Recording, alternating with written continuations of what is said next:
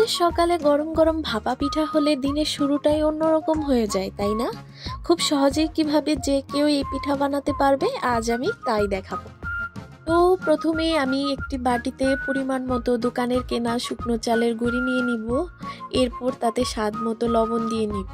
এরপর চালের গুঁড়ির সাথে লবণটা ভালোভাবে মিশিয়ে নিব। এরপর একটা মগে পানি নিয়ে তারপর অল্প অল্প পানি দিয়ে গুঁড়িতে মিক্স করতে হবে। একেবারে বেশি পানি দেওয়া যাবে না, যতক্ষণ না পর্যন্ত এরকম মুঠো হয়ে যাচ্ছে ততক্ষণ মিক্স করতে হবে।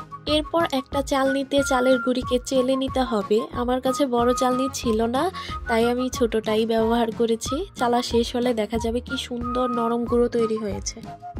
এবার পিঠা বানানোর পালা। আমি একটি ছোট কাপ নিয়ে তাতে প্রথমে অল্প চালের গুঁড়ি দিয়ে নিয়েছি। এরপর আগে থেকে কুড়িয়ে রাখা নারকেল দিয়েছি আর দিয়েছি গুড়। তার উপরে আবার চালের গুঁড়ো দিয়েছি যাতে স্বাদটা আরও বেড়ে যায়, এবং তার উপরে গুড় আর নারকেল দিয়েছি আবারও। সবশেষে চালের গুঁড়ি দিয়ে হালকা চেপে দিলেই পিঠা তৈরি। এরপর চুলায় পাতিল দিয়ে তাতে পরিমাণ মতো পানি দিয়ে নিয়েছি আর ভাপানোর জন্য ব্যবহার করেছি রাইস কুকারের ছাঁকনি।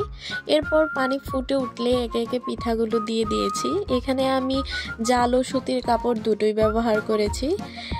এরপর ঢাকনা দিয়ে ঢেকে ভাপে রেখে দিয়েছি 5 থেকে 6 মিনিট। এরপর ঢাকনা সরিয়ে পিঠাগুলো তুলে নিয়েছি। দেখুন কি সুন্দরভাবে পিঠাগুলো উঠে এসেছে আর পারফেক্টলি কুক হয়েছে, দেখতেও অনেক সুন্দর হয়েছে।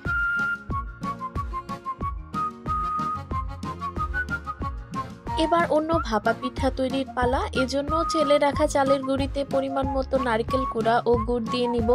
তারপর হালকা হাতে সবগুলো উপকরণ মিক্স করে নিব। আর একই পদ্ধতিতে চাল, নারকেল ও গুড়ের মিক্সটা নিয়ে হালকা হাতে একটু চেপে পিঠাটা তৈরি করে নিব। এবার পিঠাগুলোকে সুতির কাপড়ে পেঁচিয়ে ভাপিয়ে নিব 5-6 মিনিট। তারপর চুলা থেকে নামিয়ে কাপড় সরালেই দেখতে পাচ্ছেন কি সুন্দর পিঠাগুলো রেডি হয়ে গিয়েছে। এই ছিল আমার একসাথে 2 ধরনের ভাপা পিঠা। রেসিপি কেমন লেগেছে জানাতে ভুলবেন না। টাটা।